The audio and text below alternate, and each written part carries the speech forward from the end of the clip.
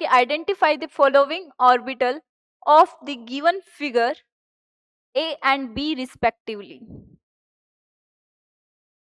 First दिया है और सेकंड दिया है, हमें बोला गया है इनके ग्राफ दिए गए हैं ए एंड बी में, और क्या पूछा गया है कि इनके रिस्पेक्ट में बताना है कि हमारी ये कौन से सबसेल का डायग्राम है।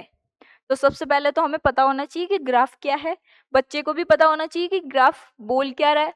तो फर्स्ट दे रखा है साइन का ग्राफ। साइन क्या है? Wave function.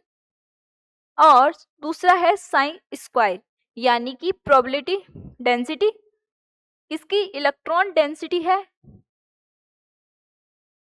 ये क्या है? प्रोबेबिलिटी को दिखा रहा है कि किसी भी इलेक्ट्रॉन जो है मेरा न्यूक्लियस से जैसे जैसे मेरी डिस्टेंस बढ़ रही है वहां कहाँ मेरा इलेक्ट्रॉन होगा और कहाँ नहीं होगा। यानी कि साइन स्क्वायर की वैल्यू जितनी ज्यादा, इसका मतलब वहां पे इलेक्ट्रॉन डेंसिटी जो होगी उतनी ही ज्यादा होगी।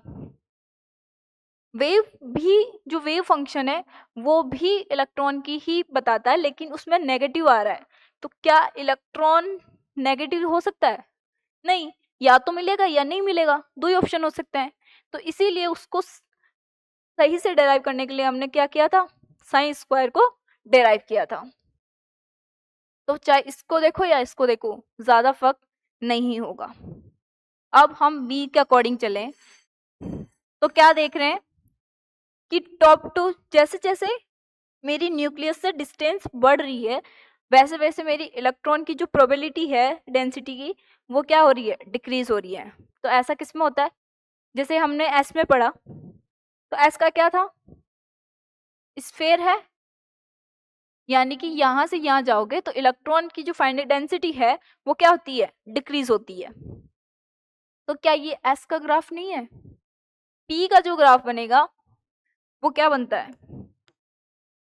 ऐसा, यानी कि जो लॉब भी तो ऐसी बनती है पी की।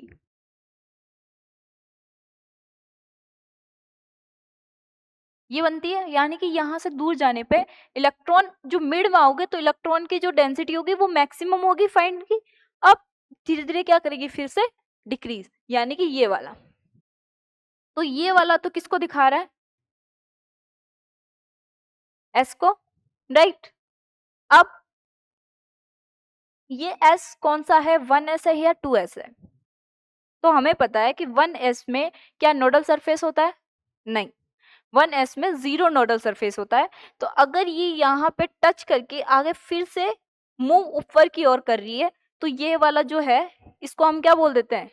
नोड बोलते हैं। तो अगर s के लिए वो है, वो नोडल सरफेस होगा। तो यानी कि यहाँ वाले सेकंड ग्राफ में देखो कि ये वाला आया, यहाँ पे टच किया और फिर सेवा हुआ। इसका मतलब कि यहाँ ऐसा हुआ होगा, एक टाइम आया होगा जहाँ पे जो इलेक्ट्रॉन डेंसिटी है वो मेरी जीरो हो गई होगी और फिर से इंक्रीज हुई एंड फिर डिक्रीज हुई। क्या ऐसा पॉसिबल है? ग्राफ ऑफ 2s का जो है हम क्या पढ़ते हैं? ये है इसका फर्स्ट ऑर्बिट, ये है इसका सेकंड ऑर्बिट। तो इसके बीच में जो इलेक्ट्रॉन जो डेंसिटी है वो क्या होगी? जीरो होगी। तो इसका मतलब इसमें कितना सरफेस होता है? और नोडल सरफेस जो होता है वो 2s के लिए कितना होता है? Nodal surface equals to 1। ये किसके लिए है? p ऑर्बिटल है ये, और ये 1s ऑर्बिटल है, राइट। तो यानी कि ये जो ग्राफ होना चाहिए वो किसका होना चाहिए? 2s का होना चाहिए, क्योंकि हम देख रहे हैं कि जैसे न्यूक्लियस के पास था उसकी डेंसिटी सबसे ज्यादा थी। तो s में हम क्या बोलते हैं? न्यूक्लियस से जैसे जैसे डिस्टेंस बढ़ती है वैसे ही मेरी इलेक्ट्रॉन जो डेंसिटी है वो क्या करती है? डिक्रीज करती है। तो यानी कि है तो दोनों ही किसके? s के।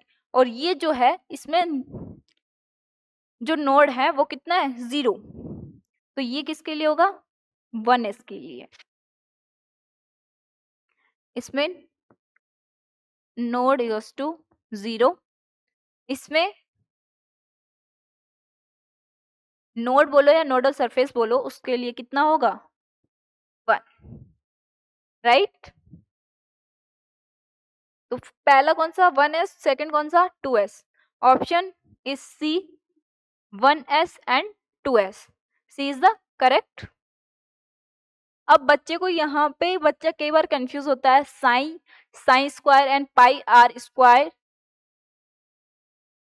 साइन स्क्वायर में, ठीक है। तो वो होती है रेडियल, ये क्या होती है प्रोबेबिलिटी ऑफ इलेक्ट्रॉन डेंसिटी, ये होता है वेव फंक्शन, और वो होती है रेडियल, यानी कि वो 3D में दिखता है और ये नॉर्मल 2D में, ठीक है।